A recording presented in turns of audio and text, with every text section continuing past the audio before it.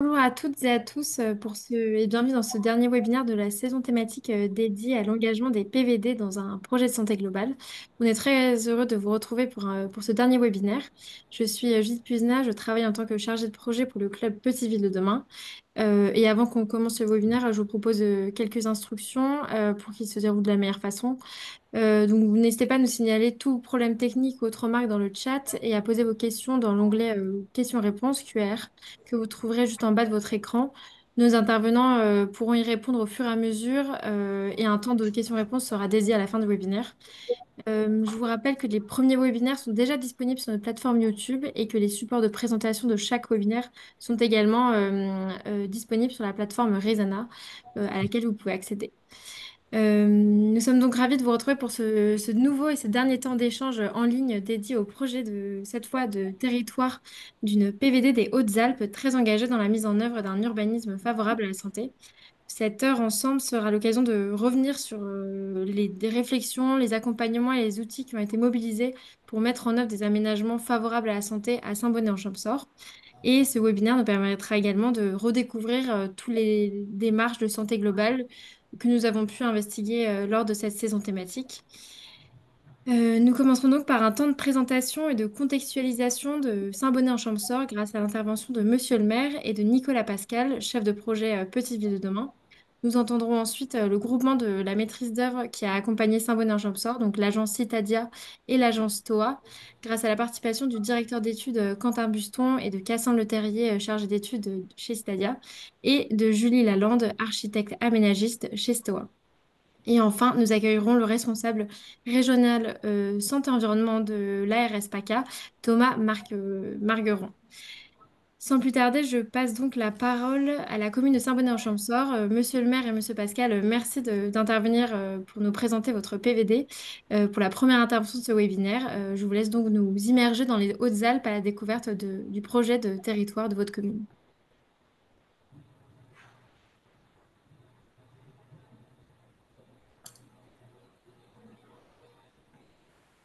Nous donner l'opportunité de présenter le travail réalisé dans le cadre des travaux de Petite Ville de demain. Donc, merci à la NCT. Un travail de plusieurs années qui a permis à la commune d'associer largement les partenaires et les habitants autour de la construction d'un projet centré sur le bien vivre. Donc, le cadre de vie de la qualité et la qualité de vie sont des éléments forts pour l'attractivité de la commune. Un projet de revitalisation qui en tient compte pour attirer de nouveaux ménages et des familles sur le territoire, un bassin de vie cohérent et dynamique dans un territoire de montagne. Donc la commune de Saint-Bonnet, c'est une commune nouvelle qui est la fusion de trois communes qui étaient les Infournas, 25 habitants, Bénévent, 200 et quelques habitants, et Saint-Bonnet qui faisait à l'époque 1700 habitants. Actuellement, nous sommes donc une commune nouvelle de 2157 habitants. Voilà, donc tourné vers on a voulu avancer grâce à ce petit programme, à ce programme Petite Ville de demain, avancer dans la restructuration et le développement des services et des projets, donc aux services techniques, maisons de santé, médiathèques. Nous avons un village avec de nombreux commerçants, car nous sommes le centre-bourg de la vallée du Champsaur-Val-Gaudemar, donc une vallée de montagne avec un bocage, un des rares bocages de montagne. Et donc nous sommes le centre de cette vallée et nous avons toujours été un village très commerçant. Et grâce au tourisme, nous avons pu garder tous nos commerces et nous sommes assez attractifs au milieu de cette vallée, entourés de stations de ski. Et notre développement se fait aussi l'été avec le tourisme d'été. Donc, nous avons quelques problèmes malgré tout. Donc, le centre ancien médiéval, très dense et très resserré avec des rues étroites. Donc, nous avons voulu changer un peu l'attrait de ces résidences. Et nous avons beaucoup de résidences secondaires, des volets fermés et des logements vacants dans le centre-bourg. Donc, il fallait rechercher un équilibre. En plus, nous avons une population vieillissante. Nous avons pas mal de personnes âgées seules. Donc, pour garder nos commerces, il faut quand même arriver à avoir une attractivité, malgré le tourisme qui permet d'avoir un plus, mais il faut arriver à tout ça. Donc, c'est grâce à ça que le programme Petite Ville de demain a permis à la commune de se projeter sur un horizon à moyen terme. Comment répondre aux problématiques identifiées et assurer le dynamisme et l'attractivité de la commune autour du centre-bourg. Quel projet pour y répondre? Voilà. Donc, Saint-Bonnet, c'est le lieu, le support de nombreux services pour les habitants de la vallée. Donc, il faut essayer de conforter cette attractivité. Nous allons vous présenter un petit film qui a été fait par la DDT dans le cadre de Petite Ville de demain. Donc, on va vous présenter qui vous donnera un meilleur aperçu de Saint-Bonnet.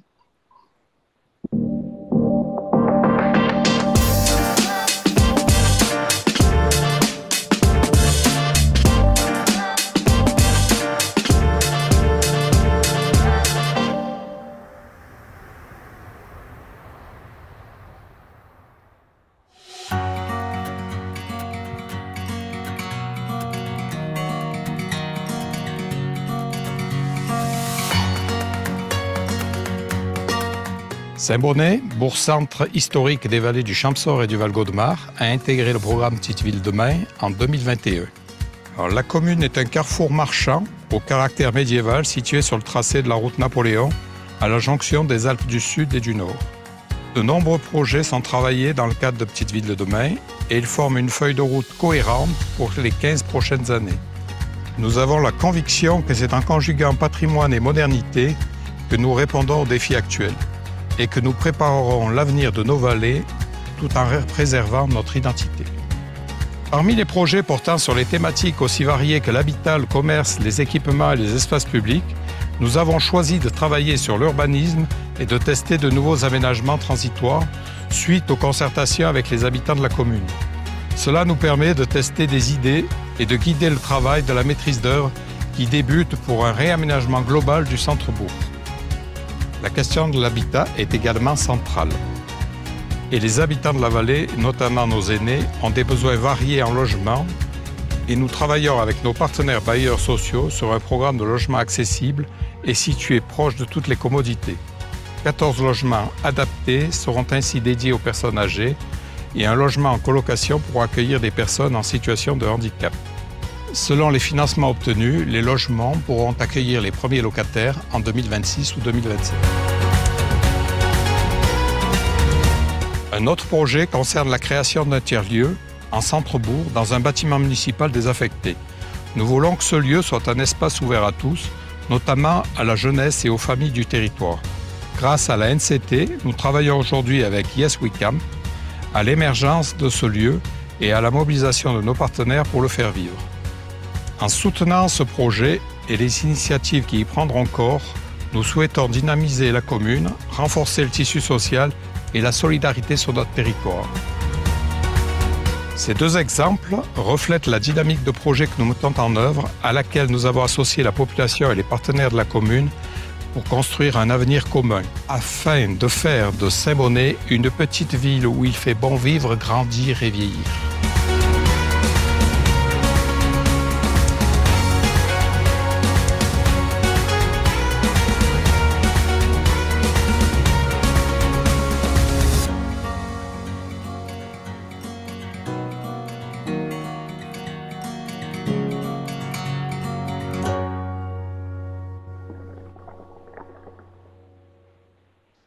Voilà, donc cette petite présentation va être suivie d'un slide sur les projets de Saint-Bonnet. Donc là, vous l'avez vu tout à l'heure dans le film, la rue était encombrée avec une terrasse. Là, la prospective de ce que l'on envisage de faire sur l'entrée de Saint-Bonnet.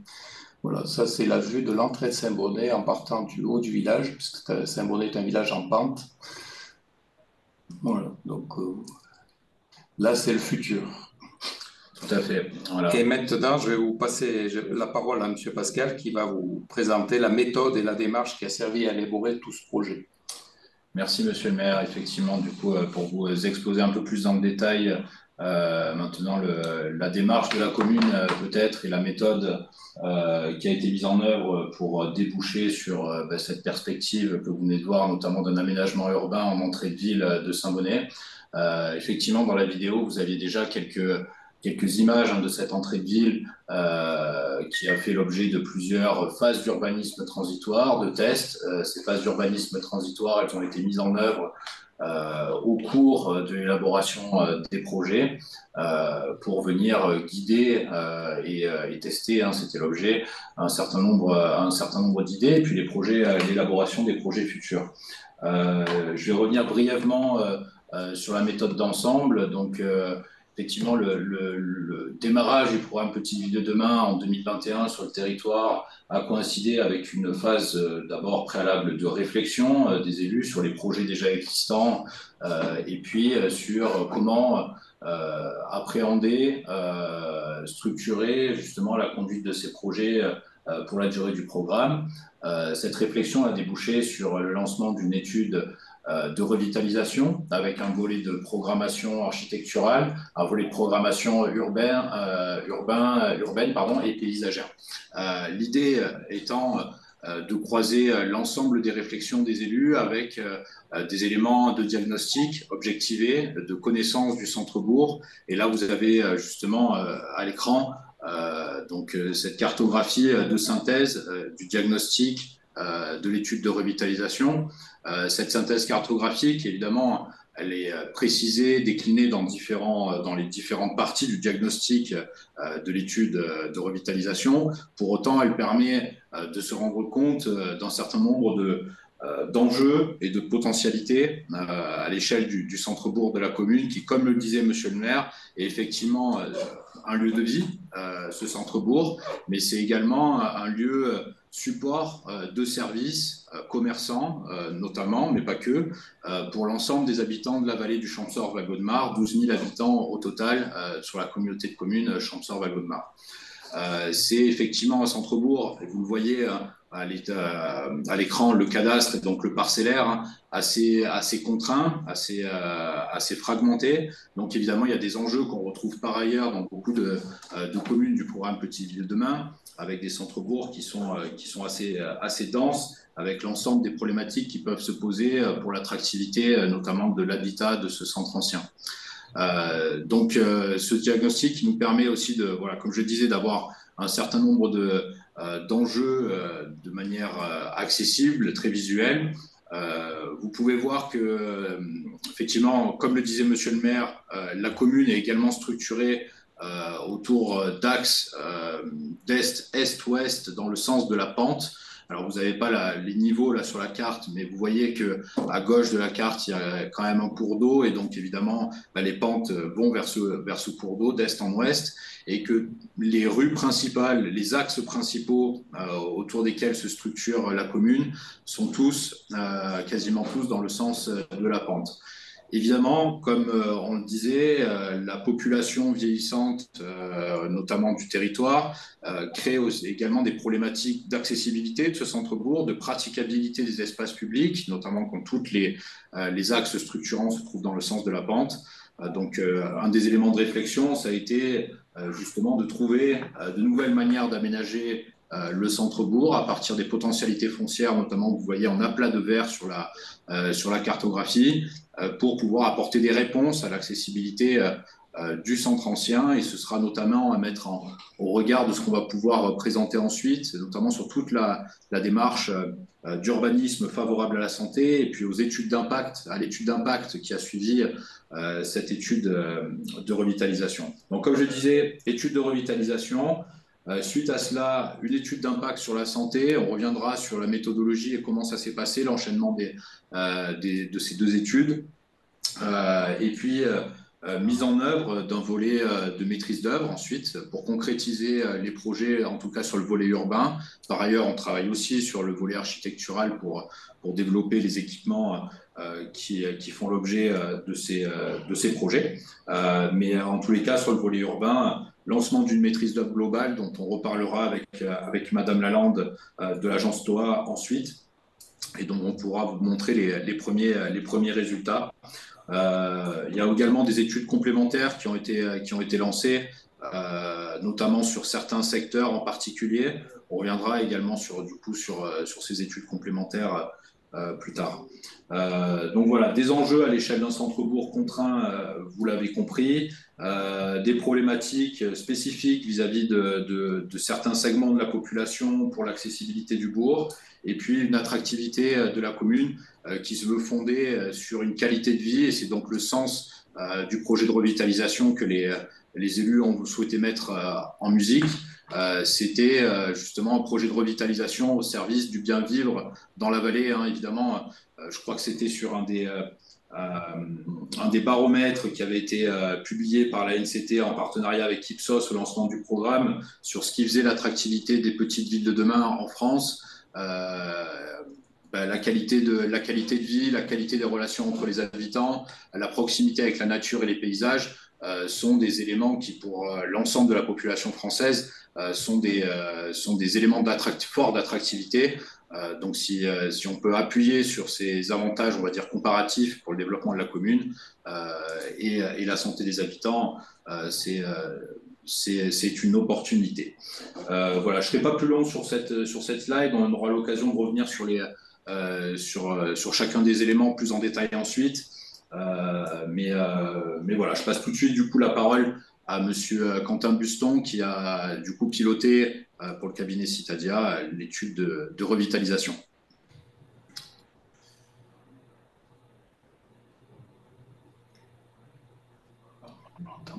Ah, Quentin, on n'a pas ton son.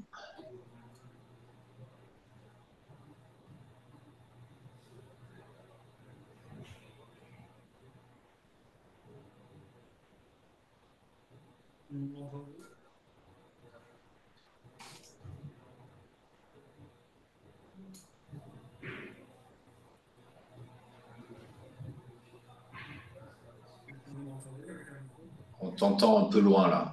Je sais pas pour.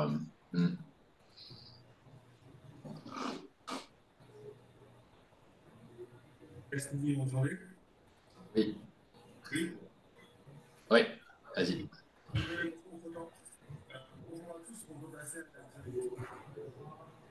Ouais.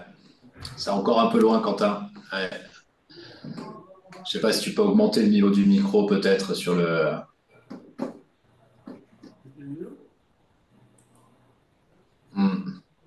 Il faudra parler très fort à ce moment-là. Oui.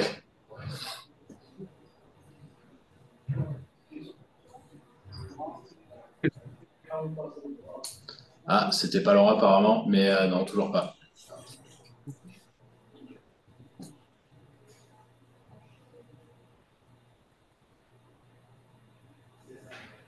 Non, on n'en a pas de son. Ah, écoute, je te propose, Quentin, le temps que peut-être tu essaies de trouver une solution, je me propose de poursuivre pour la présentation un peu de la démarche. Et puis, n'hésite pas à me reprendre dès que tu... Ça fonctionne ou pas là? Ah, très bien, impeccable. Bon, super. Excusez-moi de ce contretemps, désolé. Je passe sur le micro. Oui, on peut passer à la slide suivante directement. Donc, l'objectif pour moi, c'est de vous présenter la démarche de conception du projet urbain qui a été établi et qui ensuite a trouvé donc, sa mise en œuvre opérationnelle. Donc, un schéma d'études assez classique hein, pour les études PVD, qui était donc un temps de diagnostic, un temps d'élaboration de plusieurs scénarios d'aménagement, et ensuite un temps de développement d'un plan guide et d'une pluralité de fiches actions. Les compétences qui étaient mobilisées au sein du bureau d'études étaient assez larges. On avait dans l'équipe donc des urbanistes, des architectes, des paysagistes et après des experts thématiques, notamment sur la question des commerces. Un des éléments vraiment intéressants dans la conception de ce projet, ça a été la volonté des élus d'avoir vraiment une large participation des habitants tout au long de l'élaboration du projet. Donc ça a commencé dès les phases de diagnostic avec des temps de diagnostic en marchant, donc ont permis de remonter vraiment des difficultés et des atouts du territoire par ses habitants et ses usagers, et ensuite des temps de co-conception des scénarios d'aménagement qui ont là aussi permis une large mobilisation des habitants. Ça a vraiment été un élément fondamental, je pense, dans la réussite de ce projet, parce que ça a permis d'établir le niveau d'ambition Et en fait, on a été assez surpris parce que c'est vrai qu'il peut y avoir souvent alors soit des peurs ou des a priori à la fois des élus, enfin potentiellement des élus, des techniciens et même nous, techniciens extérieurs, de se dire bah, quel est vraiment le niveau d'attente des habitants. Et là, on a vraiment découvert un niveau d'ambition très élevé parmi la plupart des habitants pour voir un projet ambitieux et qui vient vraiment transformer le centre-village. Donc ça a été un élément important dans ensuite voilà, quel niveau de curseur on met et quel niveau de scénario on peut se permettre de développer. On peut passer à la slide suivante. Donc ça a permis notamment, pour ceux qui ont l'habitude de faire ce travail de scénario, on a souvent des scénarios, alors soit thématiques, soit de niveau d'ambition. Et c'est vrai que le scénario le plus ambitieux est souvent un peu un idéal, hein, mais sur lequel on peine à se positionner parce il semble trop loin. Et là, à Saint-Bonnet, ce travail de concertation a permis aux élus de se positionner sur le scénario le plus ambitieux, qui était vraiment un vrai scénario de transition et de transformation de la façon dont on allait vivre et pratiquer le centre-ville de Saint-Bonnet. Et avec donc l'élaboration donc, de ce plan guide que vous voyez à l'écran, qui se décline en deux temporalités. Et là aussi, c'était, je pense, un élément de la réussite de ce projet. C'était à la fois de construire une vision à long terme, c'est-à-dire sur un horizon 15-20 ans, puisque le temps de l'urbanisme est un temps long, donc on est obligé voilà, d'anticiper les choses qui se feront à long terme, mais en ayant tout de même toujours à l'idée d'avoir des actions opérationnelles qu'on puisse mettre en œuvre assez rapidement pour enclencher cette transformation et pas uniquement construire un scénario idéal, mais que finalement on n'arriverait jamais à déployer parce qu'il est un peu trop loin, on n'arrive pas à se projeter.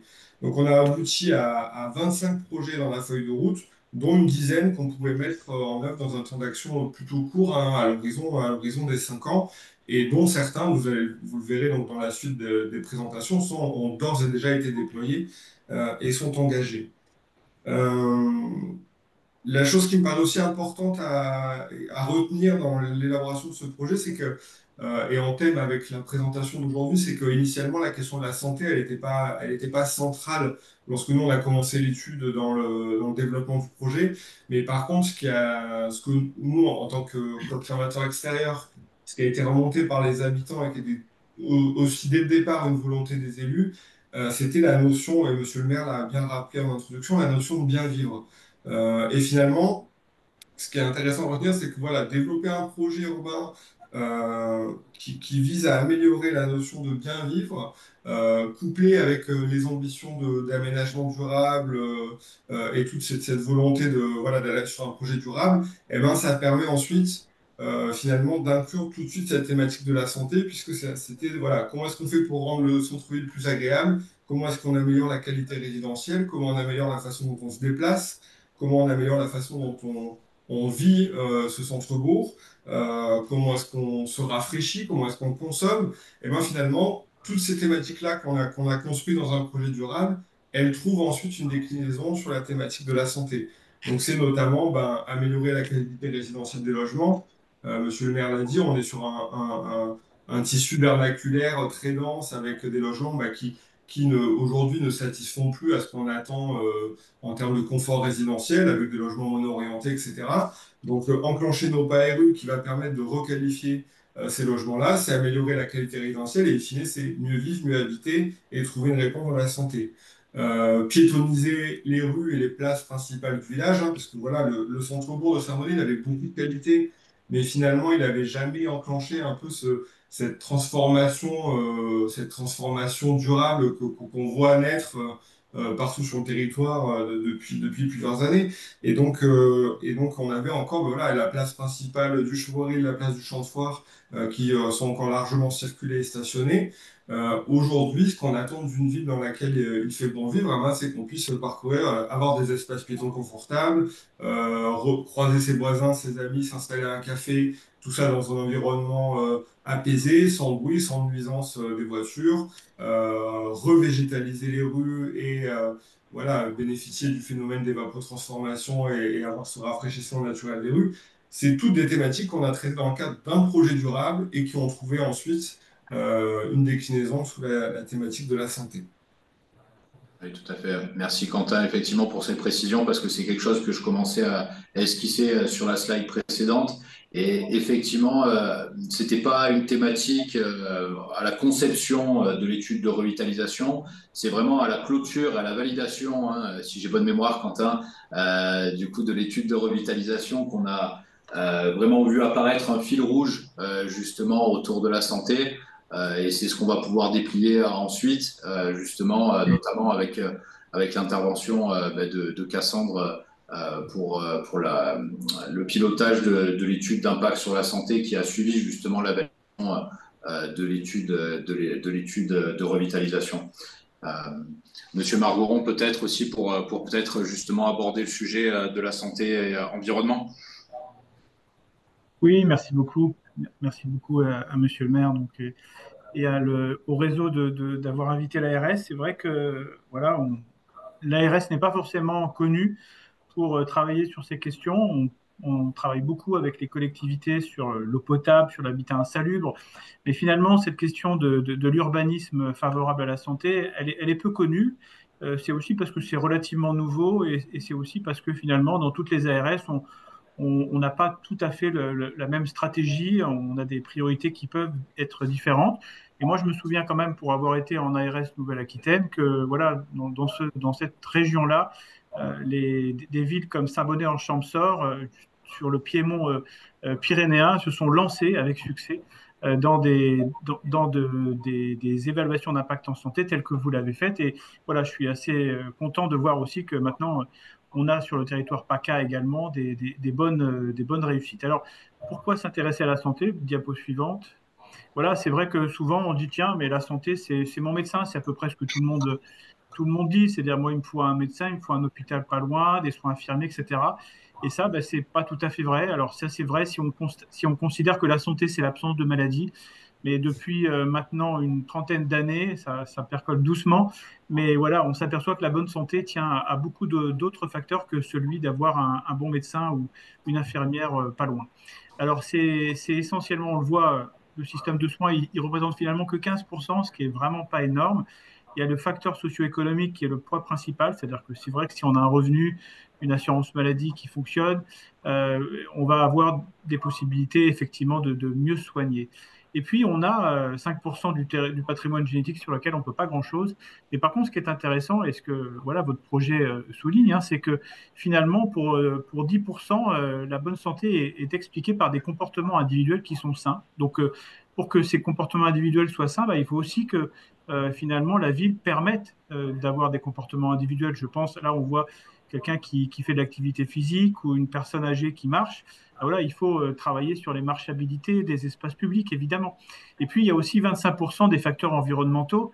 Alors, on pense souvent à la qualité d'eau, mais dans les secteurs un peu urbanisés, on a bien sûr la qualité de l'air et la qualité des sols qui entrent en ligne de compte. Et maintenant, avec le réchauffement climatique, on a également des températures extrêmes qui sont vraiment explicatifs de la santé. Voilà. Donc, ça, une fois qu'on a dit ça, on a donné finalement une bonne partie des clés de la bonne santé aux élus des collectivités. C'est ça qui était vraiment important, c'est de voir que les compétences des élus en matière d'aménagement du territoire, elles sont déterminantes sur la santé des populations. Et vous l'avez bien compris dans ce projet, et je suis content que vous l'ayez comme ça souligné et que vous ayez pu utiliser cette méthode. Alors, c'est vrai que cette histoire ne sort pas de nulle part. Quand je dis que toutes les ARS font un peu ce qu'elles veulent, c'est pas tout à fait vrai, parce qu'il y a normalement dans le plan national santé-environnement quelques lignes conductrices sur ce sujet.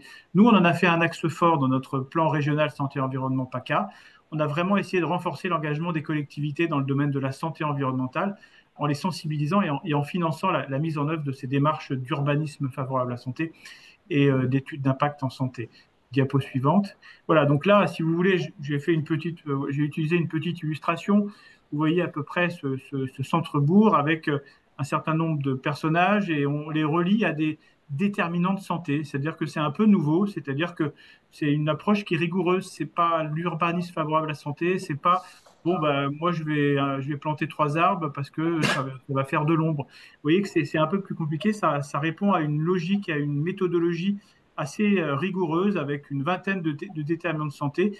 Et on essaye de voir finalement, parce que évidemment, l'ennemi du bien, c'est le mieux. Donc, le mieux est l'ennemi du bien, pardon. Mais du coup, on ne peut pas, lorsqu'on a un projet comme le vôtre, aller sur tous les sujets, aller sur tous les bénéfices en santé. Donc, vous allez devoir prioriser un certain nombre de choses parce que le budget est limité. Et c'est ça que l'évaluation d'impact en santé permet, c'est de prioriser, de dégager finalement qu'est-ce qui est le meilleur pour la santé parmi les choix que vous avez à faire en matière d'aménagement. Donc, dans un milieu urbain où il n'y a pas de cohésion sociale, ben, vous allez insister beaucoup sur les bancs, les lieux de rencontre.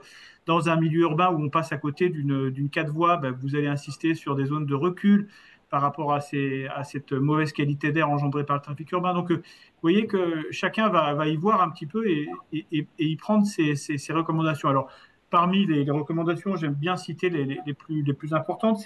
D'une part, c'est la dénormalisation du tabac dans l'espace public. Ça, c'est important. Vous le retrouvez sur ces figurines. La régulation aussi de l'offre et de la demande sur la consommation d'alcool, c'est important aussi. Et puis après, on a la mise en place d'un environnement alimentaire protecteur. Vous avez au loin, effectivement, des champs et de l'élevage. C'est important aussi, et vous l'avez compris, dans les PAT que vous menez parallèlement, d'avoir une offre alimentaire qui soit saine et durable. Donc ça fait partie aussi. Alors là, c'est pas le cas dans la situation présente, et je sais que par ailleurs, vous travaillez sur ces sujets. L'exposition solaire, dont on sait qu'elle est cancérigène, et donc on va aller vers des territoires ombragés. Je pense aussi à des territoires propices, je le disais tout à l'heure, à l'activité physique, donc des mobilités actives, qui vont finalement faire en sorte aussi que la qualité d'air s'améliore. Et puis faire du territoire aussi, parce que voilà, on sait bien que les voitures, mais également finalement le chauffage et le tertiaire sont responsables de la mauvaise qualité d'air. Donc, c'est-à-dire de faire un territoire où l'air n'est pas une perte de chance pour la santé. Donc ça revient souvent dans les aménagements et les revitalisations du centre-bourg. Et puis vous avez également des sujets comme la lutte contre l'isolement, où vous allez effectivement, comme je disais tout à l'heure, essayer de faire en sorte qu'il y ait des rencontres, de l'intergénérationnel. Voilà, la lutte contre l'isolement, c'est aussi un facteur de santé, je veux dire. Hein, voilà, ça montre bien que l'approche UFS, elle est large au sens de la santé. Et puis les expériences nature qui sont importantes, alors peut-être moins dans votre cas, parce que finalement la nature, elle est aux portes de la cité, encore que pour des gens qui ont du mal à se déplacer, c'est aussi important d'avoir de la biodiversité au cœur du centre-ville. Donc ça, ces expériences nature, elles sont aussi importantes. Et puis la liste est longue, je pourrais en citer beaucoup. Et voilà, ce que je voulais vous dire, c'est vraiment que vous avez, les élus ont vraiment cette possibilité de valoriser les éléments qui sont favorables à la santé. Et puis, j'insiste aussi, pour l'avoir vu dans certaines collectivités, que ça a l'avantage d'être assez transpartisan. C'est-à-dire que, bon, voilà, il n'y a pas de raison qu'une opposition s'oppose à des éléments qui soient favorables à la santé. Vous avez un argument supplémentaire en disant, voilà, j'ai pris cette option-là, j'ai suivi ces recommandations parce qu'elles sont bonnes pour la santé de mes administrés. Voilà, diapo suivante. Et là, je vais repasser un peu la parole à Nicolas, ou je continue un petit peu sur le sujet. Non, je veux bien effectivement faire le lien. Merci Thomas du coup pour effectivement cette présentation et la présentation des enjeux effectivement très vastes qu'on peut retrouver autour de la santé environnementale. Effectivement, plusieurs choses très intéressantes dans ce que vous venez de dire, Thomas, puisque alors autant pour nous effectivement le PRSE 4 a été une véritable opportunité de se positionner au sortir de l'étude de revitalisation sur une étude d'impact sur la santé, notamment via la mise en œuvre d'un AMI qui a été publié par l'ARS et l'Adréal PACA, AMI qui s'intitulait donc Prendre en compte la santé dans les politiques publiques, et si je veux être exhaustif, dans un contexte de changement climatique, puisqu'on reviendra là-dessus, mais les co-bénéfices santé-environnement sont, on va dire, une thématique transversale, il me semble, des EIS, et une nouvelle manière d'aborder le sujet d'un aménagement durable, comme le disait Quentin Buston tout à l'heure. Donc effectivement, sortir de l'étude de revitalisation, c'était assez clair pour les élus et les partenaires de la commune qui participaient au comité de pilotage, qu'en fait l'ensemble des projets visaient à l'affirmation du bien vivre, de la notion de bien vivre sur les territoires. Donc la décision a été prise d'engager la collectivité sur cette AMI de l'ARS et de l'Adréal PACA pour bénéficier d'un cofinancement pour la mise en œuvre d'une étude d'impact sur la santé, EIS.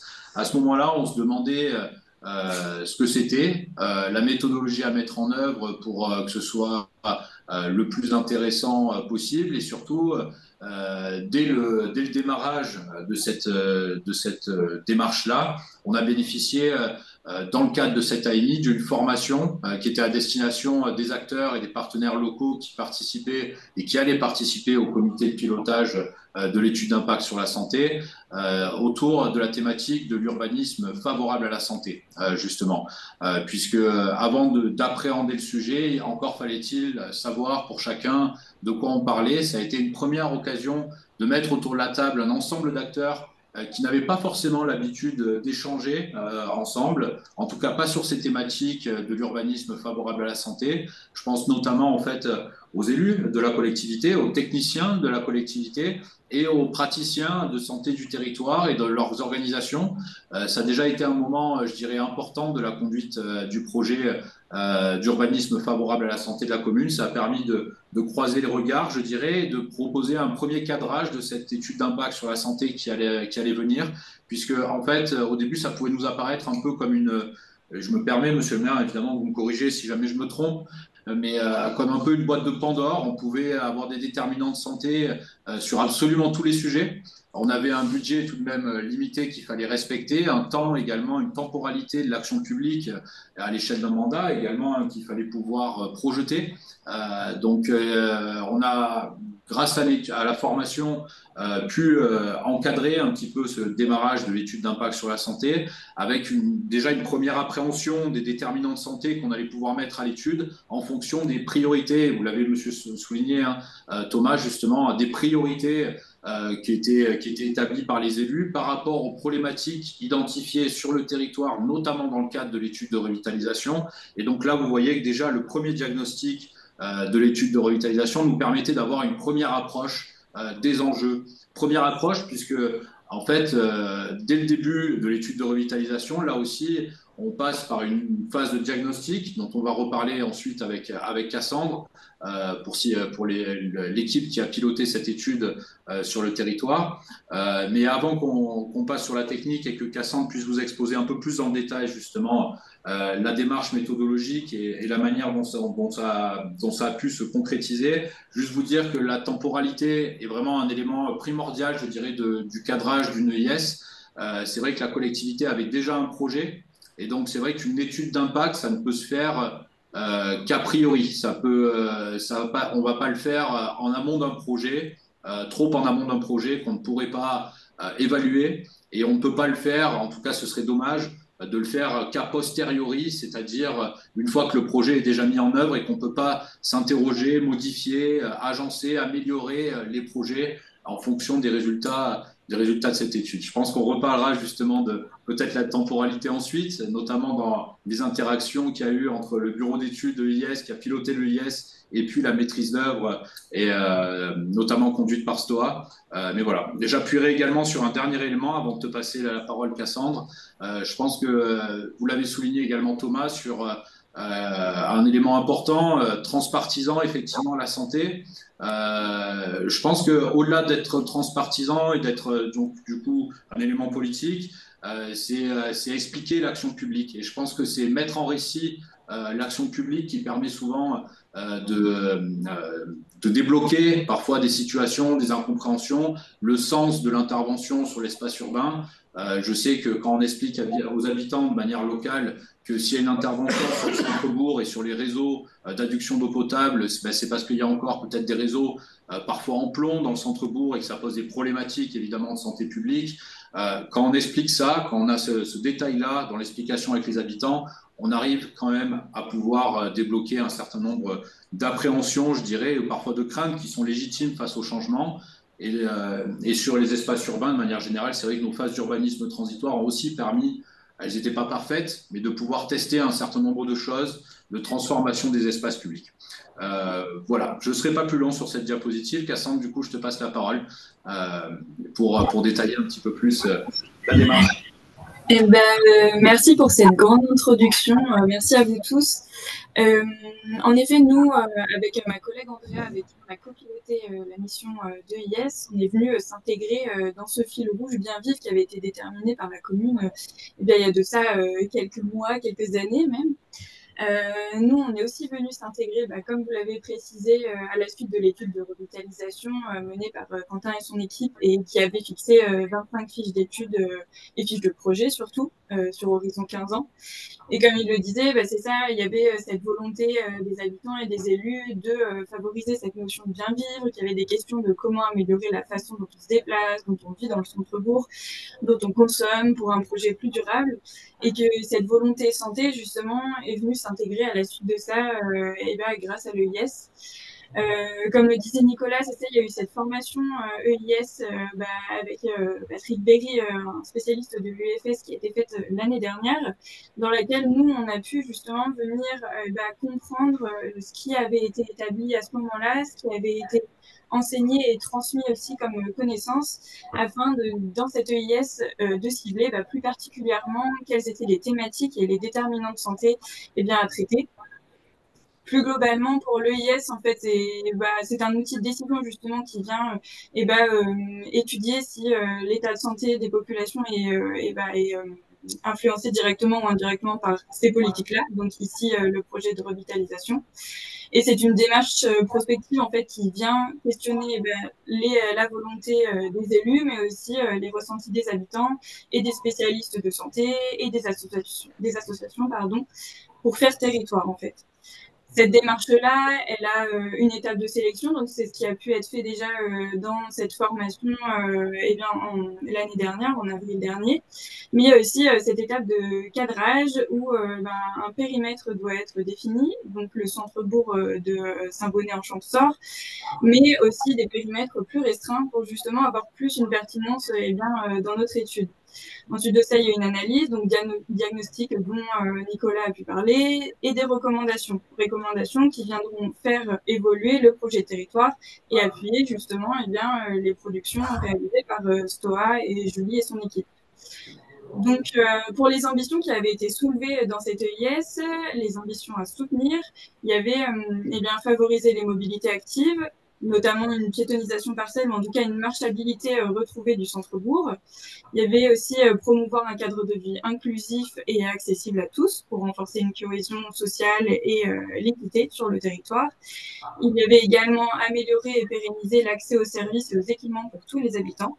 Et enfin, plus globalement, répondre aux enjeux environnementaux et climatiques dans ce territoire de montagne. Bien sûr, tu me complètes, Nicolas, si j'en oublie. Pas de problème, Cassandre, pas de problème. Donc oui, il y avait des thématiques d'évaluation dans cette EIS qui reprenaient les ambitions à soutenir qui avaient été ciblées auparavant. Ces thématiques étaient d'évaluer la qualité du cadre de vie dans le centre-bourg, donc quel était l'état actuel du cadre naturel et du cadre physique du centre-bourg, quelles étaient les conditions de vie dans ce centre-bourg, donc l'offre et la configuration spatiale des aménagements du centre-bourg, quelle était l'appropriation et la slide d'avant, ça me va très bien. Merci. Donc oui, l'appropriation et la praticabilité des espaces publics, donc les parcours, s'ils étaient lisibles, s'il y avait de l'accessibilité ou pas, et encore cette question globale de la santé environnementale et si ce centre-bourg était adapté au changement climatique. Donc en fait, l'enjeu, ça a été de venir intégrer cette EIS dans l'actuel, donc dans les aménagements qui étaient en présence dans le centre-bourg, mais également dans les aménagements transitoires qui avaient débuté depuis cette étude de revitalisation. Donc là, il y a un exemple, par exemple, où on voit des marelles qui sont dessinées sur la place du Champ de Foire, chose qui n'existait pas auparavant. Donc nous, c'est quelque chose qu'on a pu aussi souligner dans l'EIS, où ce qui a été évalué dans le projet de revitalisation avait déjà pu évoluer. Donc, on a pu déjà voir que dans ce territoire de montagne, en fait, on a eu justement cette prise en compte déjà de certains éléments de santé, de réappropriation pour eh bien, les populations d'espaces qui étaient dédiés auparavant à la voiture. Donc, en fait, c'est quelques éléments qui, au fur et à mesure de notre étude, ont pu justement être soulignés et ont pu être considérés comme des impacts potentiellement positifs pour la santé. J'y viendrai juste après. Aussi, c'est ça, le YES, c'est une démarche qui est prospective, qui vient s'interroger sur l'existant, comme je disais, mais aussi sur l'avenir potentiel du centre-bourg, qui s'appuie donc sur des expertises de techniciens, donc comme Nicolas, Pascal, mais aussi de spécialistes. On a pu avoir l'appui de la CPTS, l'appui aussi de l'ORS, qui avait pu faire un diagnostic santé, pardon, avant que le YES soit mis en place, de Monsieur le maire et de ses élus, et bien sûr des habitants.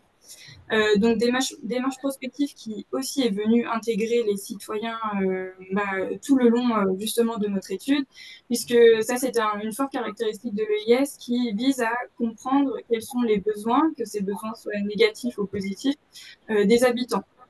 Quelles sont leurs réalités, qu'est-ce qui se passe pour eux dans leur pratique. Et du coup, c'est ça, c'est une démarche qui est fondamentalement participative, où nous avons pu interroger des professionnels de santé, mais aussi des enfants et des parents.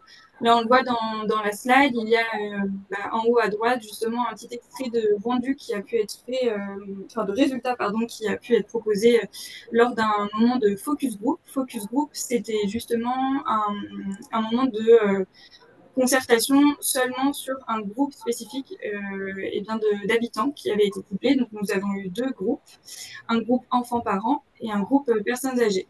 Dans ça, on a pu venir les interroger, comme je le disais, sur leur pratique du centre-bourg, leurs habitudes, quels étaient leurs freins, s'il y en avait dans la pratique de ce centre, toujours en réfléchissant à cette dynamique entre le champ de foire, la place du champ de foire, entre la rue de Chaillol, la place du Chevreyril, et ensuite Costebel, donc le secteur de projet Costebel. Donc, pour faire un grand schéma de ce qu'était l'EIS, ensuite je peux rentrer plus dans ce qui a pu être sorti de cette EIS. Donc, comme je le disais, il y a plusieurs étapes, dont la première principale dans la production qui est le diagnostic, dans lequel il y a pu avoir de grandes tendances qui sont ressorties en matière de santé sur le territoire et de santé globale au sens de l'OMS, comme a pu le décrire Monsieur Margueron. On a souligné par exemple qu'un tiers de la population a plus de 60 ans. Donc, comme le disait Monsieur Pascal, il y a des enjeux en fait dans le territoire de Saint-Bonnet-en-Champsaur de traiter en fait cette population vieillissante. Et surtout que d'ici à 2070, il y aura 40% de la population des Hautes-Alpes qui aura plus de 65 ans. Donc, une dynamique toujours de croissance de cette population vieillissante. Il y avait aussi d'autres dynamiques qui étaient le nombre de personnes habitant seules dans les ménages, qui est également en croissance. Mais ça, c'était pour faire le profil justement démographique de la population. Le IS, elle n'est pas venue seulement s'interroger sur ce profil, elle est également venue s'interroger sur la pratique de ces personnes du centre-bourg, et pas que du centre-bourg, des habitants globalement, et aussi des pratiquants dans le Champsaur Val-Gaudemar. Et en fait, nous sommes venus s'interroger sur le concret, c'est-à-dire comment les personnes se déplacent, comment les personnes peuvent évoluer dans le centre-bourg, donc c'est-à-dire quels sont les revêtements, comment est traitée la pente, est-ce que, par exemple, il y a assez d'espace d'ombre pour s'abriter en cas de forte chaleur. Et ce faisant, toutes ces informations ont permis de rendre une dynamique qui faisait que on s'est rendu compte que justement, il y a plusieurs freins qui subsistaient dans le centre-bourg. On voyait que cet espace public était encore dominé par la voiture, qu'il y avait ce profil topographique qui était parfois contraignant pour le déplacement des personnes âgées en particulier, ou par exemple des... D'ailleurs, pardon Cassandre, je t'interromps, mais sur la diapo suivante, il y a le profil justement avec l'isochrone qui peut bien permettre de rendre compte visuellement de ce fait-là sur la mobilité. Ouais. J'allais y venir justement, merci Nicolas. Mais c'est ça, au cœur de ce diagnostic, il a été pertinent de s'interroger sur les caractéristiques physiques du centre-bourg. Donc, comme le disait Nicolas, il y a eu des cartes isochrones qui ont été produites en fonction des 3 périmètres d'études de l'EIS. Donc ici, c'est le secteur de projet Costebel. Il y avait également la place du Champ de Foire et la place du Chevrerie. Ce qui était important dans ces isochrones, c'était d'étudier en fonction d'un circuit de 10 minutes et en fonction de plusieurs profils de marcheurs, quels étaient les lieux du centre-bourg qui étaient atteignables par ces profils. Donc, on a étudié un profil de personnes à mobilité réduite, de marcheurs lents et de marcheurs classiques, avec de gros guillemets, bien évidemment. En fait, on s'est rendu compte que tous les équipements n'étaient pas accessibles de la même manière à chacun et que surtout, 10 minutes ne représentent pas la même chose pour tous. On a certes étudié 10 minutes, mais il reste toujours des freins, comme je pouvais le souligner, par exemple des stratégies d'évitement qui seraient posées du fait de la pente, du fait d'un revêtement qui serait, qui aurait des trous ou qui aurait besoin d'entretien. Et justement, cette carte isochrone, et à la suite de l'étude, à la suite de cela, a pu révéler qu'il y a de nombreuses contraintes à cette pratique, et notamment pour les personnes âgées. Donc, Nicolas, tu veux compléter ou pas sur cette carte isochrone?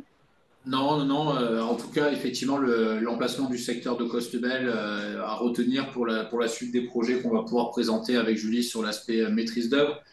C'est ça. Puisque justement, on va partir de ce point de départ-là. Je vous parlais dès le début, effectivement, de la présentation, et Monsieur le maire vous le disait également en introduction, la problématique d'un village structuré dans la pente avec une population vieillissante, en tout cas une proportion de la population de plus de 65 ans en croissance.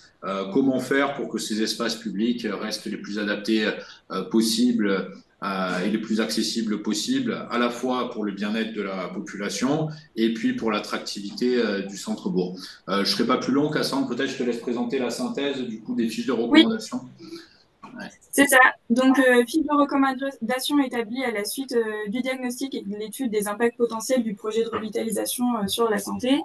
Ces fiches de recommandation, elles sont venues justement dans une logique d'étude de comment structurer un réseau continu, une visibilité confortable pour le centre-bourg. Donc, c'était en fait la finalité de notre production, où il y a 10 fiches d'action qui ont pu être établies. 10 fiches d'action qui, là, vous le voyez sur la carte, sont ciblées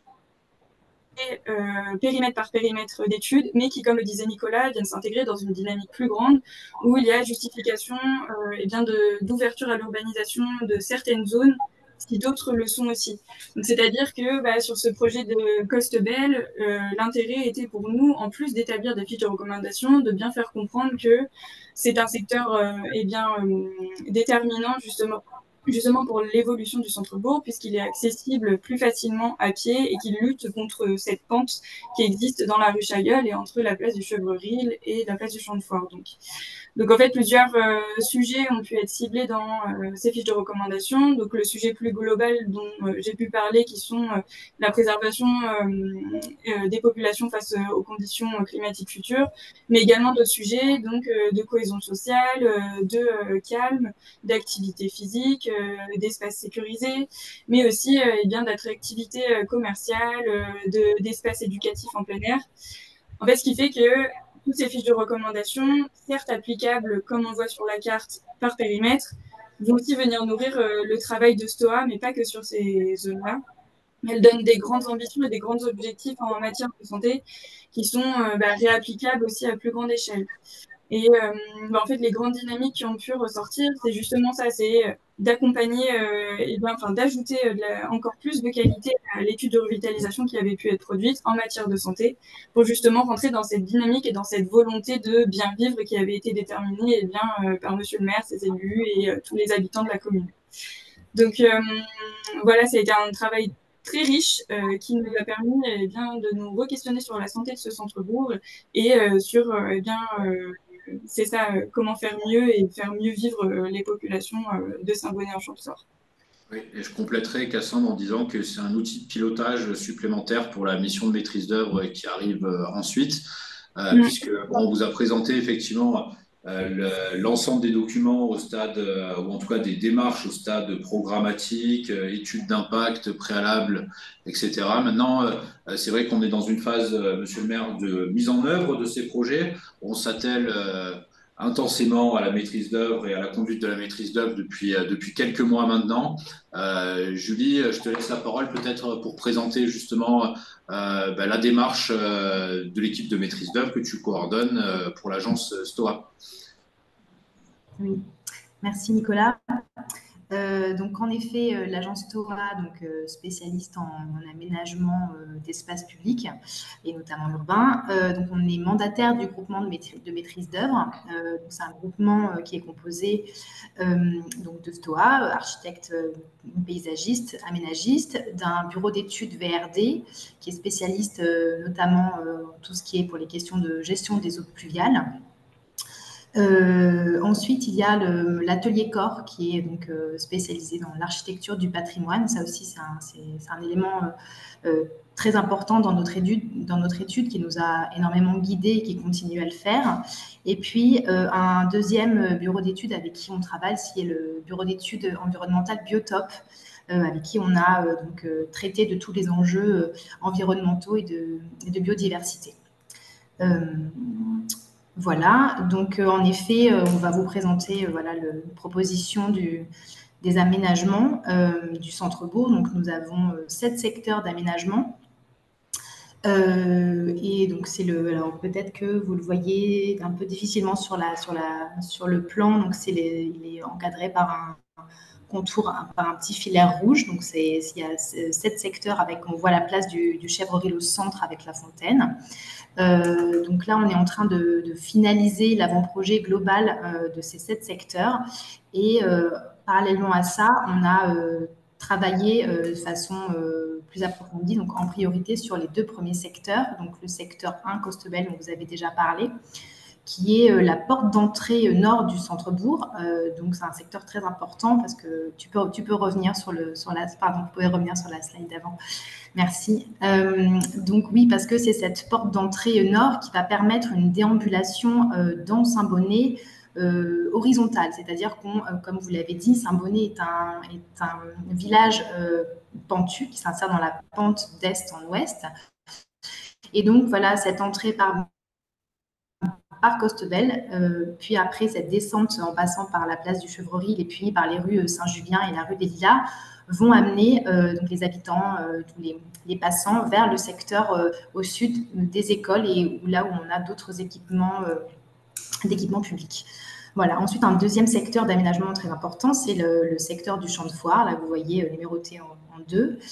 Donc ça, c'est la porte d'entrée est du centre-bourg, qui va conduire justement vers cette descente via la rue de Chaillol vers le centre médiéval. Donc là, sur ce plan d'aménagement, on a fait une proposition qui synthétise et qui trouve un équilibre justement entre le programme de Citadia et toute cette démarche d'urbanisme favorable à la santé, également des enjeux environnementaux dont on a pu travailler avec le bureau d'études Biotope et aussi donc le cabinet corps pour l'architecture du patrimoine. Alors sur ce plan, on voit pas l'état des lieux, mais tout le monde connaît. De toute façon, c'est une thématique générale. On a des centres-villes qui sont très très occupés par la voiture. Donc ça, c'est un enjeu très important pour cette mission-là, de canaliser la voiture, de lui redonner une juste place au profit des déplacements piétons, cycles, pour une déambulation aisée, confortable. Et donc voilà, ces 2 secteurs d'aménagement prioritaires, Costebelle et Champ de Foire, c'est là où on va avoir ces poches de stationnement, donc une 50aine de places de stationnement qui vont être aménagées à Costebelle et une 100aine de places qui sont préservées pour le Champ de Foire et qui vont permettre justement de pouvoir rentrer dans ce centre-bourg de façon beaucoup plus apaisée et de favoriser ces lieux de rencontre et de détente en proximité avec tous les commerces du centre-bourg. Très bien. Julie, on passe sur le secteur de Costebelle pour la mise en œuvre et le dessin. Je vous laisse passer à la slide suivante, s'il vous plaît. Voilà, merci. Donc, le secteur de Costebelle, donc, si vous regardez le plan en haut à droite, c'est un secteur qui est composé d'un parking paysager d'une 50aine de places qui est aménagé sur 2 niveaux, puisque là aussi, on a encore la problématique de la pente à prendre en compte. Donc, 2 niveaux qui sont gérés par des dispositifs de murs pour gérer la pente et pour dissimuler les véhicules. Ce dispositif de mur, il est complété par un dispositif végétal. Vous voyez une trame très dense, arborée, qui reprend cette thématique des vergers, puisque vous voyez sur le plan que donc, ce secteur de Costebelle est entouré de jardins et de petits vergers. Donc, c'est cette thématique-là qu'on a voulu garder et renforcer dans cet aménagement-là, donc avec une trame d'arbres fruitiers qui vont venir apporter de la fraîcheur et de l'ombre sur ce parc de stationnement. Et puis, au sud du parc de stationnement, une première petite placette qui va justement amorcer cette descente vers le centre-bourg et annoncer les autres places du cœur médiéval, une place qui va donc articuler le parc de stationnement, un jardin partagé que vous voyez à l'ouest, que l'on devine là, à l'ouest du stationnement, et puis une petite placette où on devine aussi également au sud un petit bassin, une fontaine que vous retrouvez sur la perspective en bas. Voilà, donc l'un des enjeux au fait de cet aménagement, c'est que on est si vous regardez la photo actuelle d'état des lieux, donc on est sur des arrières, sur des façades arrières qu'on n'a pas à voir. Et donc, tout l'enjeu est là, c'est de comment transformer cette arrière en devant et d'en faire un espace public qui va accueillir les gens qui vont arriver ici, stationner et puis descendre progressivement vers le centre-bourg. Donc, vous voyez là sur la perspective, donc l'aménagement de cette petite placette ou un bassin, voilà, on imagine très bien le clapotis de l'eau, voilà, qui va venir apaiser les lieux, rafraîchir. Et puis au loin, donc on voit un groupe d'écoliers qui certainement vient de l'école et qui a traversé tout le centre de Saint-Bonnet pour rejoindre le jardin partagé, où là encore le champ des possibles est très grand. Et il pourrait y avoir plusieurs activités tout au fil de l'année avec les associations locales. Et c'est vrai que pour la collectivité, c'est vraiment un aménagement important. Je me permets de rebondir, Julie, parce que c'est vraiment une nouvelle polarité pour l'accès au centre. Tu l'as dit, c'est une 50aine de places de stationnement quasiment à niveau de la place principale du village. C'est vrai que c'est important de pouvoir se projeter aussi, et je crois que ça a été le souhait des élus, en tous les cas, de pouvoir se projeter à moyen terme sur l'aménagement du centre-bourg, parce que des potentialités foncières, il n'y en a pas non plus des milliers, justement, pour le développement du centre ancien. Si on veut rendre le centre-bourg plus attractif et qu'il soit le plus habité possible, et notamment à l'année, encore faut-il que les habitants aient accès à des espaces de verdure, à des espaces de stationnement pour l'accès à leur logement. Enfin bon, comme tu l'as dit, Julie, c'est un ensemble de compromis à trouver des équilibres entre les différents enjeux qu'on pouvait retrouver sur ces différents secteurs et sur la globalité du centre-bourg. Donc en tous les cas, ce projet, c'est également une réponse de la collectivité à la reconfiguration du site du champ de foire qu'on va vous présenter maintenant, justement. Si on peut peut-être passer à la diapo suivante. Donc voilà, site du champ de foire. Julie, je te propose qu'on le fasse à deux. Voilà. Tout à fait. Donc là, vous avez sous les yeux donc, le plan, la vue aérienne du champ de foire actuel, où on voit justement tous les travaux d'urbanisme transitoire situés donc, au nord, à côté de cet alignement de tilleuls, là où sont aménagés le marquage au sol avec les jeux de marelle. Le champ de foire qui a été, la traversée du champ de foire qui a été interrompue. Donc il n'y a plus ces véhicules qui circulent, qui coupent de façon transversale ce parking, mais avec un accès à l'est et un autre accès à l'ouest. Ensuite, on voit sur la partie est, donc tout le pôle mairie-médiathèque, hein, qui est aménagé de l'autre côté de l'avenue de Merly. Voilà, donc ça, c'est l'état des lieux actuel. Donc, c'est déjà un premier pas vers cet urbanisme, cet aménagement favorable à la santé. Et donc, je vous propose de passer à la slide suivante qui montre en fait l'état des lieux un petit peu avant ces premières interventions où on voit justement au sud de l'alignement de Tilleul, donc en fait voilà cette voie de Chinte hein, qui permettait aux véhicules de rentrer directement dans un endroit où il y avait déjà des intentions de place publique puisqu'il y a des commerces et un bar notamment qui sont sur la rue de Chailleul où on a des terrasses de café et c'est vrai que cette proximité avec les voitures, voilà, c'est quelque chose de très contraignant et de très gênant.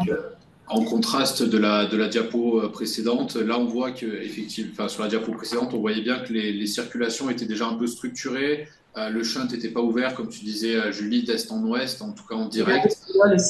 Bon, là, c'est vrai que la photo est un peu en charge parce que la photo aérienne est prise pendant les travaux d'agrandissement de la médiathèque. Du coup, ça donne vraiment un aspect visuel assez contrasté. Et surtout quand on voit du coup la proposition que vous avez faite avec le cabinet Stoa et qui a été validé par les élus qu'on voit sur la slide d'après. C'est vrai que les slides d'après, pardon, c'est vrai que c'est assez saisissant comme contraste. Donc, j'y viens. Juste, voilà, ce qui est aussi saisissant sur cette photo d'état des lieux, c'est cette grande nappe bituminée d'enrobé noir hein, qui recouvre totalement le site, avec bien évidemment cette grande mer de stationnement.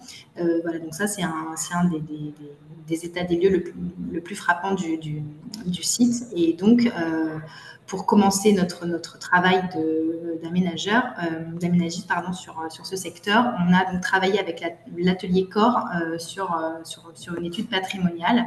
Et donc, cette étude patrimoniale a révélé des éléments fondamentaux du site, nous a raconté l'histoire de ce lieu jusque dans les années 50. Donc, c'était le champ de foire, un haut lieu de Saint-Bonnet qui rassemblait énormément de monde pour la foire aux bestiaux et qui articulait justement le territoire de bocage agricole avec le centre-bourg médiéval.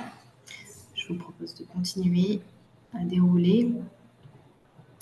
Voilà, donc je vous parlais de ce champ de foire avant, comment il était. Donc vous avez en bas à gauche le lavoir où on venait s'abreuver les bêtes. Hein. C'est l'édifice qui a été colorié en orange pour qu'on le voit bien. Donc actuellement, il a été conservé, mais il est intégré dans la médiathèque.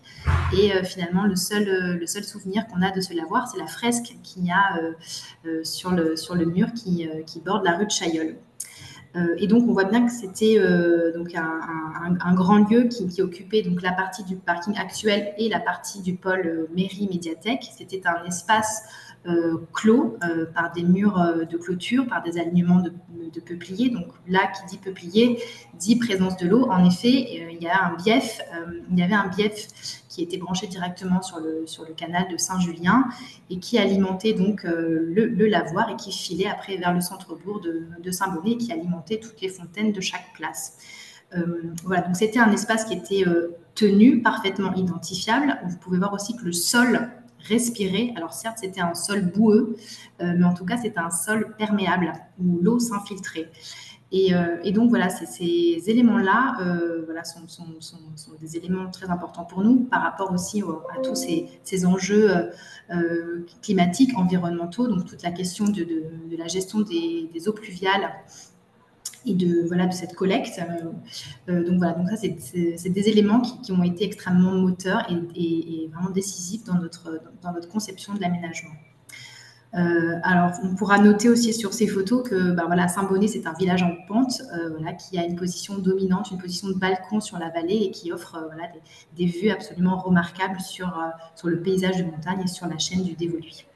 Donc ça aussi, c'est des éléments patrimoniaux, paysagers que l'on a bien évidemment conservés dans l'aménagement.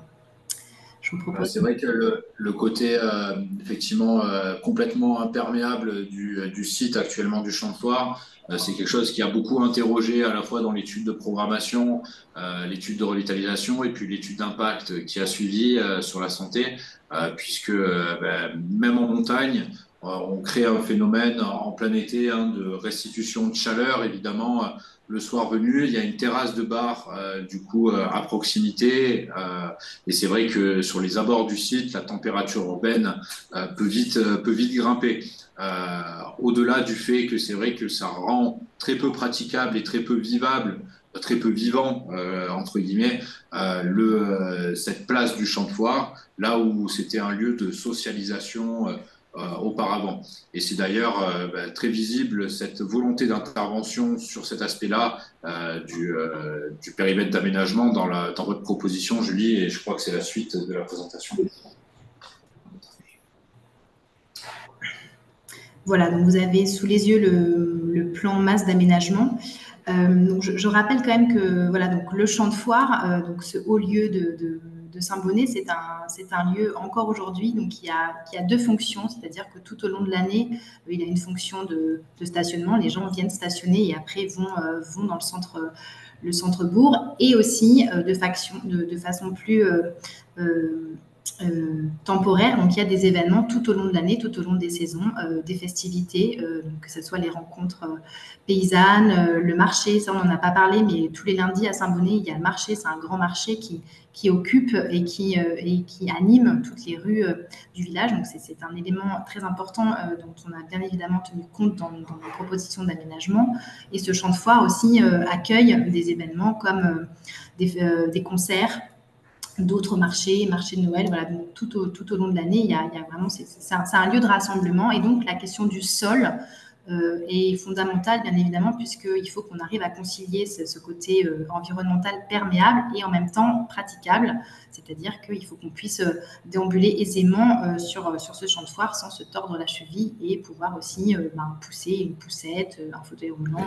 Ça, c'est un élément effectivement important, et peut-être pour recentrer sur l'aspect santé, ici, c'est vrai que c'était posé la question de savoir si on traitait, on aura un détail des revêtements justement sur le plan d'aménagement qui va suivre, mais c'est la question de savoir si on traitait la totalité du Champ de Foire en revêtement alvéolaire enherbé dans sa totalité ou pas. Et ensuite, à l'étude d'impact sur la santé et au retour du bureau d'études sur ce sujet des revêtements, il a été choisi d'avoir une mixité de matériaux et de revêtements qui reste dans l'ensemble perméable. On n'est vraiment que sur la partie stationnement du Champ de Foire, on est exclusivement sur des revêtements perméables. Mais pour autant, d'avoir aussi un béton drainant qui soit à plat pour pouvoir permettre notamment à des publics à la mobilité empêchée, contrainte, de pouvoir circuler aisément, pas dans des alvéoles béton enherbé, même si d'un point de vue environnemental et de reconstitution des sols, ça aurait été évidemment encore plus bénéfique. Mais c'est vrai que voilà, là aussi, il a fallu trouver des équilibres, Julie. Voilà. Voilà, donc là, vous avez sous les yeux donc, le Champ de Foire, qui en fait, voilà, ça a été le retour du Champ de Foire, donc de retrouver une forme urbaine claire, identifiable, qu'on avait perdue aujourd'hui. Quand on disait le Champ de Foire, on cherche un petit peu dans la mémoire collective, dans l'imaginaire collectif pour les plus jeunes d'entre nous. Donc, c'était voilà, un espace, donc une forme urbaine qu'on retrouve grâce à un outil très puissant d'aménagement qui est l'alignement d'arbres. Vous voyez que ce Champ de Foire donc, retrouve une forme identifiable rectangulaire tenue par des alignements d'arbres de chaque côté. Donc on a l'alignement d'arbres de tilleul au nord qui a été dédoublé pour former un mail ombragé, un mail d'arbres sous lequel va se dérouler l'esplanade d'entrée de ville est de Saint-Bonnet, là où vont pouvoir s'installer des terrasses de café, des événements, des marchés. Et ensuite, donc, on a renforcé les autres alignements d'arbres, donc avec l'avenue du 11 novembre au sud, voilà, qu'on a conforté. Et on a aussi recréer des alignements d'arbres sur les autres côtés sud et est pour accompagner les cheminements piétons, redonner de la distance par rapport aux façades. Donc, je pense notamment à l'hôtel du Connétable que vous avez à droite de la photo. On a aujourd'hui des voitures qui stationnent vraiment devant la porte d'entrée de l'hôtel. Donc là aussi, on a conforté, créé des cheminements piétons continus, sécurisés, voilà, redonner un petit peu d'épaisseur. Donc, on a travaillé sur les franges de ce champ de foire pour y accueillir plusieurs fonctions. Oui, et pour compléter sur ce point-là aussi, Julien, je me permets toujours de rebondir un petit peu, mais effectivement, les circulations piétonnes sur tout le pourtour, vous avez compris effectivement une mixité des matériaux pour l'accessibilité à l'intérieur de cet espace ouvert du champ de foire également, et puis une réflexion aussi sur la diversité des usages qu'on pouvait avoir, et c'est ce que tu soulignais un peu avant, hein, sur cet espace ouvert du champ de foire. Diversité d'usages, événementiels, stationnement et différents types d'événementiels également. Donc voilà, c'est une partie importante du projet que d'avoir réfléchi la globalité de cette entrée de ville dans ses diverses fonctions qu'elle pouvait revêtir. Voilà. Je ressouligne ce que tu disais juste avant, mais c'est important. Voilà. On voit bien voilà, que ce champ de foire devient une rotule, une articulation de son environnement immédiat, donc du pôle mairie médiathèque, avec la création d'un cheminement piéton complètement axé sur le champ de foire et axé sur le bâtiment communal de la mairie. On vient traiter justement pour lier le champ de foire et son esplanade au pôle mairie médiathèque. On vient traiter l'avenue de Merly par un plateau traversant, donc justement pour diminuer l'aspect routier et favoriser l'aspect urbain, inciter, voilà, c'est ce changement de statut qui va inciter l'automobiliste à diminuer sa course, à ralentir au droit de cet espace public. Donc vous voyez donc plusieurs traversées piétonnes sur l'avenue de Merly qui se connectent directement au champ de foire et à l'esplanade pour rejoindre après la rue de Chailleul. Alors je vous propose de passer. Oui, tout à fait. Voilà, je passe et dans l'identité paysagère également, c'est important de le souligner. Monsieur le maire le disait en introduction, c'est vrai que Saint-Bonnet en Champsaur, c'est une ville au milieu du bocage champsourin, une petite ville au milieu d'un bocage champsourin, et là on vient reconstituer l'identité paysagère reconnaissable, familière. C'est aussi l'attractivité de la commune. On sait où on se situe, on sait où on arrive. C'est également un aménagement qui s'insère bien avec, et c'est le sens de l'étude d'impact environnemental qui a été menée avec Biotop sur l'aspect biodiversité, qui s'insère dans des continuités écologiques locales à l'échelle du centre-bourg de la commune, mais aussi en pourtour et à plus grande échelle. Du coup, voilà, c'est vrai que la forme et la recomposition de l'identité paysagère du site d'aménagement, c'est des éléments à proprement parler et qui ont permis d'arbitrer favorablement ce projet pour la collectivité. Voilà, donc là, vous avez le plan d'aménagement détaillé. Donc là, nous sommes en phase projet pour l'élaboration de ce secteur du champ de foire. Donc, c'est un plan détaillé sur lequel vous pouvez voir les différents revêtements de sol et donc toute cette question de la marchabilité, du confort dans les déplacements piétons notamment. Donc, le champ de foire, comme on vient de le dire, donc il est composé de 2 revêtements de sol perméables. Donc, un revêtement situé au niveau des places de stationnement, c'est un béton coulé en place alvéolaire enherbé. Donc voilà, dans chaque alvéole, il va y avoir donc un mélange de terre et de semis. Donc ça va créer vraiment une nappe d'herbe. Voilà, donc ça c'est pour favoriser le côté aussi paysager du site, hein, ce champ que l'on va retrouver aux portes de la ville. Ensuite, donc pour les autres déplacements, donc on reste en béton drainant, mais donc qui n'est pas enherbé, donc qui va être beaucoup plus praticable pour toutes les personnes à mobilité réduite et qui va permettre justement des cheminements directs et confortables vers l'esplanade. Ensuite, donc, l'esplanade, donc on est au bord de la ville, donc premier espace public, premier temps de pause où on va se retrouver pour savourer un café, pour écouter un concert.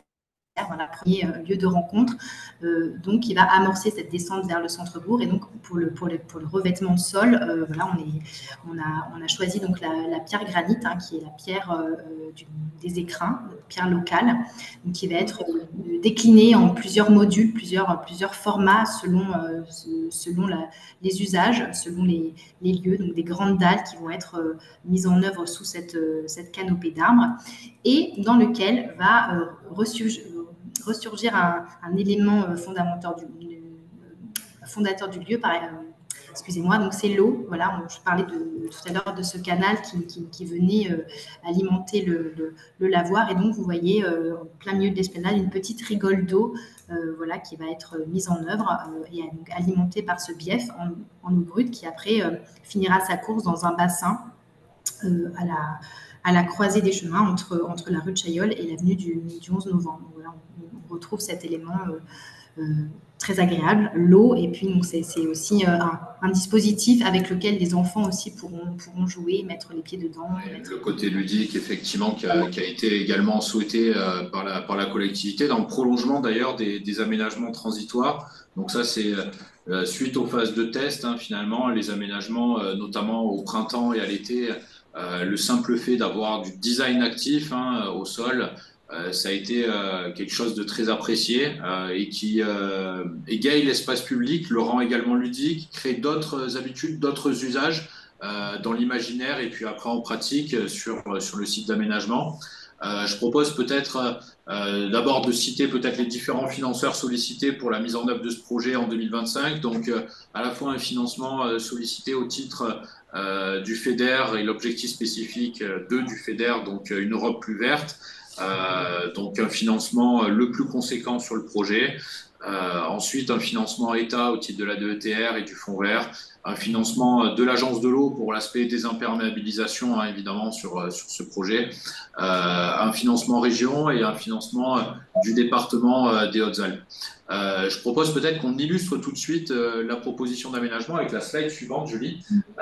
Du coup, avec les deux perspectives de la slide qui suit. Voilà, une slide sur l'esplanade et une slide sur l'espace, enfin une perspective sur l'espace de stationnement. Voilà, donc je vous parlais du revêtement en dalle granit. Donc là, vous avez une perspective à gauche qui montre l'aménagement quand on vient de la rue de Chaillol. Donc on vient de monter la rue de Chaillol et donc là, on a deux emmarchements de 5 et 6 marches, voilà, qui se mettent en œuvre. Donc bien évidemment, c'est des emmarchements confortables avec des girons et des hauteurs qui sont normalisées par la réglementation des personnes à mobilité réduite. Des mains courantes seront bien évidemment mises en œuvre également pour aider les personnes à monter ces quelques marches. Et des rampants d'ailleurs aussi également, Julie, dans les marches, c'est-à-dire des dispositifs pour faire descendre, monter, poussettes, cabas et autres. Voilà. Là, je rappelle encore une fois qu'on est dans un site très pentu, puisque la rue de Chaillol est à quasiment 8%. Donc vous avez un premier emmarchement que vous voyez là où est assis un homme avec son enfant. Donc c'est un premier emmarchement qui suit la pente de la rue de Chaillol, qui va permettre de garder le premier aliment d'arbres existant de Tilleul, et un deuxième aménagement qui va permettre justement de retrouver une place moins pentue à 5% pour pouvoir s'asseoir beaucoup plus confortablement. Et donc, voilà, la question des pentes, voilà, c'est une vraie problématique. Et en même temps, voilà, la question d'avoir des pentes PMR qui se déroulent et qui occupent tout l'espace, parce que l'espace est quand même très contraint. Donc, on a des petits dispositifs qui peuvent pallier justement ces problématiques, c'est-à-dire c'est des rampants qu'on ne voit pas dans la perspective, mais qui seront contre le massif derrière la fontaine. Donc, c'est des marches rampantes sur lesquelles il est tout à fait possible de monter à poussette. Julie, je te propose qu'on accélère un tout petit peu pour la fin, comme ça on laisse peut-être 5 minutes de questions-réponses.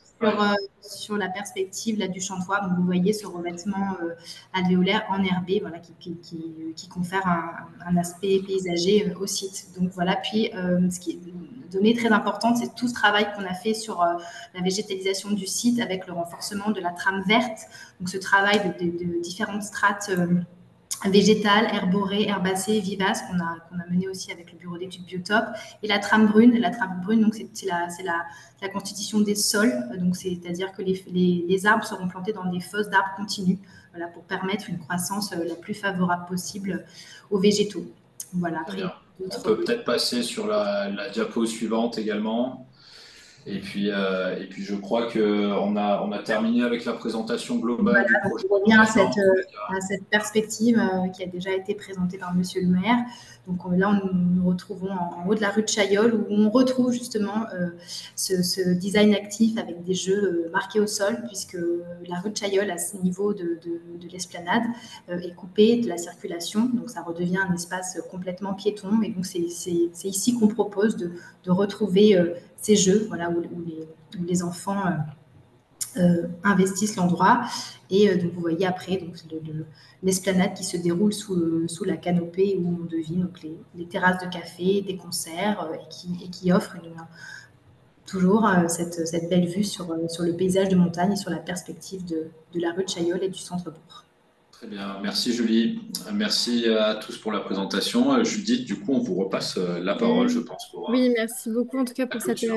pour ces présentations vraiment très riches. Merci beaucoup Madame Lalande là, pour cette présentation très détaillée et qui permet vraiment de voir toutes les composantes et toutes les difficultés aussi que le projet a pu, voilà, qu'un projet urbain par rapport à l'urbanisme favorable à la santé peut rencontrer. Donc vraiment merci beaucoup pour cette présentation et je remercie également toutes les personnes présentes à ce webinaire d'y avoir assisté, mais également tous les intervenants pour leur temps et les présentations qui ont été faites. Mais si vous souhaitez poser des questions, allez-y dans le chat. Dans le chat, nous allons y revenir juste après. Je vois qu'il y en a déjà quelques-unes, on va peut-être y répondre.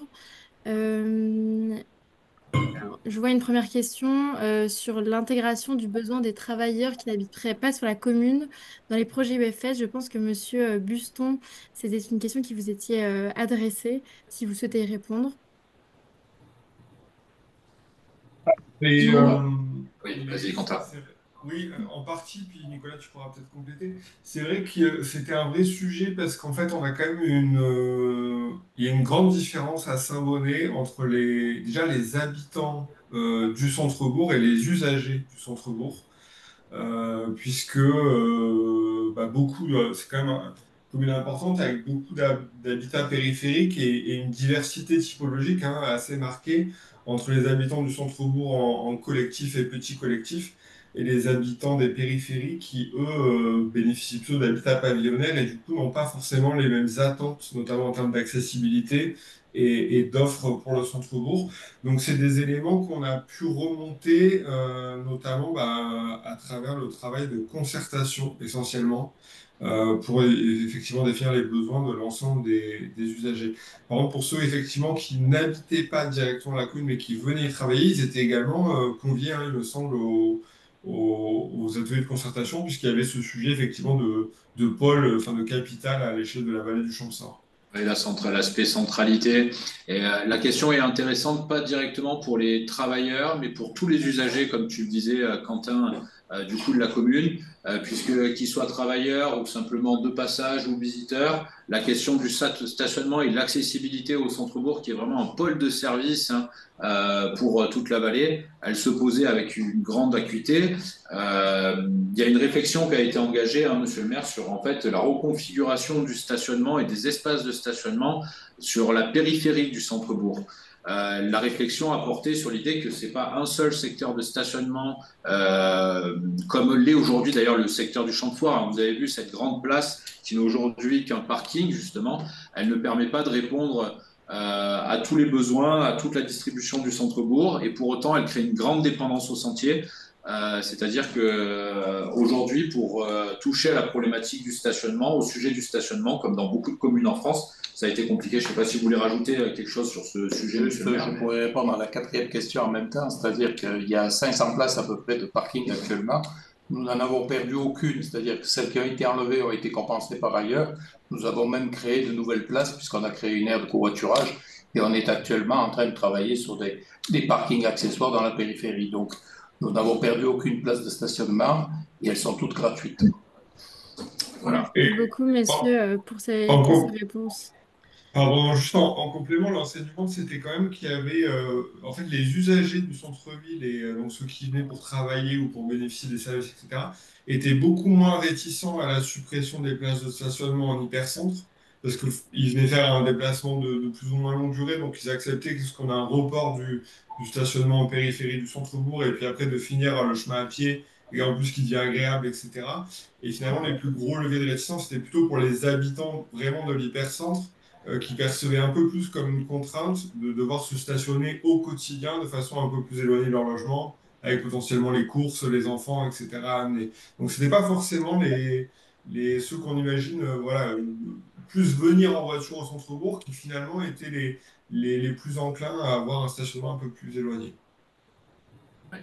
Merci beaucoup pour cette réponse, pour ces réponses apportées. Il y a au moins une autre question sur les critères sélectionnés, les critères pour sélectionner les essences d'arbres d'alignement, d'ornement. Madame Lalande ou Madame Le Terrier, Oui, si vous alors souhaitez y répondre. on a travaillé avec donc le bureau d'études Biotope et une botaniste qui a sélectionné justement des végétaux qui sont parfaitement adaptés au milieu et au réchauffement climatique. On a également associé l'Agence régionale pour la biodiversité et l'environnement aux réflexions sur la globalité en fait de toute la dimension environnementale du projet, mais la végétalisation et le choix des essences en faisaient évidemment partie. Ouais, très bien. Merci beaucoup en tout cas. Et une dernière question sur les besoins en éclairage public minimum. On a parlé de PMR, mais plutôt en termes de mobilité. Oui. Si vous souhaitez Ben, répondre à la langue. on a une étude d'éclairement donc qui répond parfaitement donc, à l'éclairage pour les personnes à mobilité réduite. Hein. On est donc avec une intensité lumineuse de 20 lux sur le projet.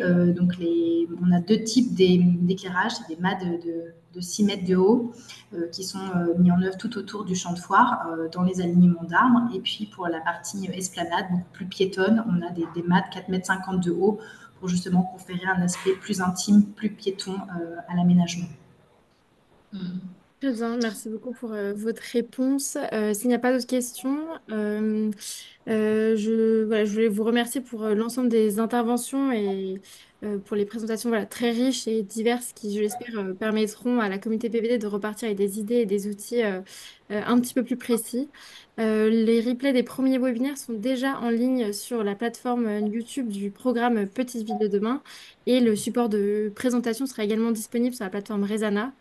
Et je vous rappelle également la tenue de l'atelier In situ à Quimperlé dans le Finistère les mardis 24 et mercredi 25 juin, qui portera donc sur les outils de l'urbanisme favorable à la santé.